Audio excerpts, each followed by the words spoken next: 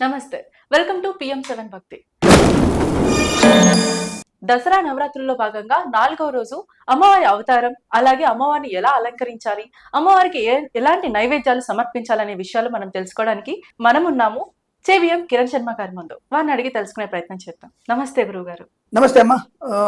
25/9/2025 గురువారం రోజు మనకి దసరా అంటే నవరాత్రి శరన్నవరాత్రి ఉత్సవంలో మనకి 4వ రోజు కాత్యాయని దేవి అవతారం. కాత్యాయనాయ విద్మహే కన్యాకుమారి ధీమహి తన్నో దుర్గే ప్రచోదయాత్. అంటే ఇక్కడ కాత్యాయని అమ్మవారిని ఎందుకు ప్రత్యేకం కొలుస్తారంటే తనకు తానుగా నష్టపోయినా సరే కానీ మంచి వాళ్ళని కాపాడాలి అటువంటి భావన ఒకటి. రెండవది, మనకున్నంతలో 10 మందికి ఏదైనా సరే మంచి చేసి మాత్రమే మనం ముందడుగు వేయాలన్నటువంటి తత్వం అమ్మవారిలో కనపడుతుంది. అందుకనే కాత్యాయని అమ్మవారు నిర్మలమైనటువంటి హృదయంతో మనందరినీ కూడా కాపాడగలిగే అవకాశం ఎక్కువగా ఉంటుంది.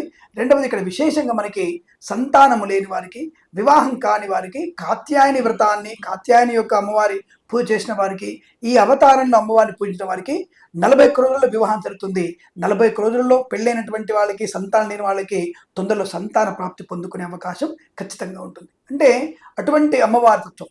అంటే విష్ణు ప్రీతి అనేది ఇక్కడ అమ్మవారికి కాత్యాయని దేవి విష్ణు ప్రీతి, విష్ణు సోదరిగా చెప్పబడింది.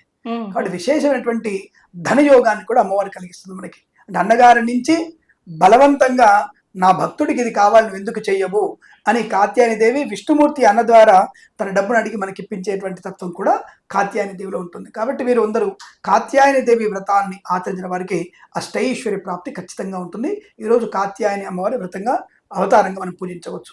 అలాగే మీరు అడిగినట్టుగా వస్త్రం, ఏ వస్త్రం ఎలాంటి అలంకరణలు చేయించాలంటారు అమ్మవారికి. ఇక్కడ మీరు అన్నట్టుగా లేత పసుపు వర్ణం కలిగినటువంటి వస్త్రం ధరించవచ్చును.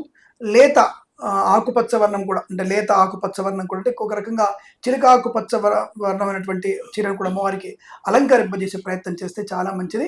చాలా అద్భుతమైనటువంటి అలంకరణలు. అమ్మవారిది కోలముఖం, కాత్యాయని అమ్మవారిది కోలముఖం. ఒక్కొక్క అవతారంలో అమ్మవారు ఒక్కొక్క ముఖంలో ఉంటారు.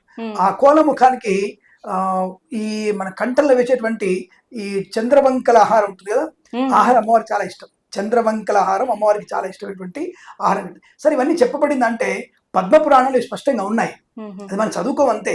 అమ్మవారికి ఏ నగలు పెడితే ప్రీతి పొందుతుంది అమ్మవారు, ఏ పదార్థం పెడితే సంతుష్టురాలు అవుతుంది అంటే ఆమె మనం పెట్టిన బంగారం తీసుకుంటుందా, పెట్టిన తింటుందా ఆవిడ?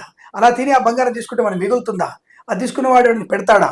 కాబట్టి ఆవిడ స్పర్శతోనే మనకి సంతుష్టురాలు, అంటే భావమాత్ర సంతుష్టురాలు ఆవిడ.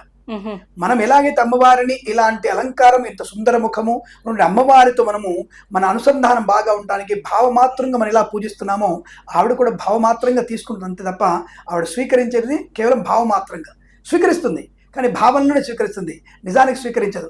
ఆవిడ భావించినటువంటి యొక్క పదార్థమే మనకి ప్రసాదంగా వస్తుంది, దాన్ని ప్రసాదం అంటారు. కాబట్టి నిర్మలమైనటువంటి హృదయంతో కాత్యాయని అమ్మవారిని మనం పూజించిన వారికి అద్భుతమైనటువంటి సంతాన వివాహ యోగ్యత పరుకునే అవకాశాలు బలంగా ఉంటాయి.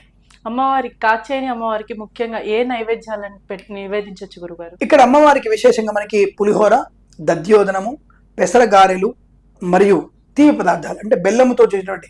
ఇక్కడ ఎక్కడ కూడా మీరు చక్కెర వాడరు. చూడండి, నవరాత్రులు ఎక్కడ కూడా చక్కెర వాడరు, అసలు పంచదార వాడకూడదు అసలు. కేవలం మీరు ఈ పలుకులు లాంటివి ఉంటాయి మనకి, వాటిని ఏమంటారు, అంటే పలుకులా ఉంటాయి, పంచదార పలుకులు పెద్ద పెద్దవి, నాబోత్ అంటారు, కలకండ అంటారు.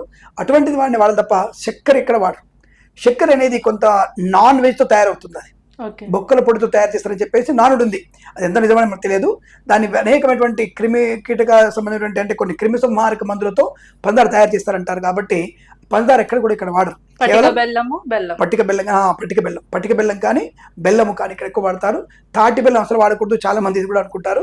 తాటి బెల్లం వాడడానికి అవకాశం లేదు. ఇలా మనకి బెల్లముతో చేసిన పాయసం ఈరోజు అమ్మవారికి నివేదన చేస్తే చాలా మంచిది, శుభకరంగా ఉంటుంది, అమ్మవారి అనుగ్రహాన్ని పొందుకోవచ్చు. చూసారు కదండి, 4వ రోజు కాత్యాయని అమ్మవారి అవతారం, అమ్మవారికి చేసే అలంకరణ, అమ్మవారికి ఎలాంటి నైవేద్యాలు సమర్పించాలి అనే విషయాల గురించి తెలుసుకున్నాం. మరొక అవతారంతో మళ్ళీ కలుద్దాం.